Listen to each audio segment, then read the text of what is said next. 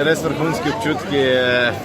Letel mi je na sami progi, kljub dotiku sem vedel, da sem še zmeraj dosti hiter za medaljo, ampak sem pa presenetil samega sebe, da sem postal svetovni prvak in da sem imel res tako neverjetno vožnjo, da se pravim.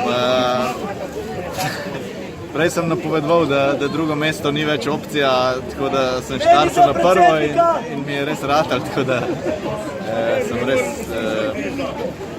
neverjetno vesel.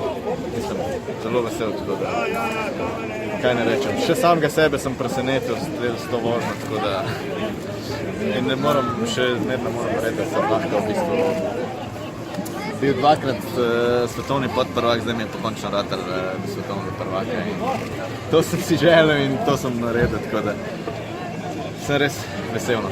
Se pravim, bila je vožnja res neverjetna, štartov sem si rekel, pač treba bo stisniti.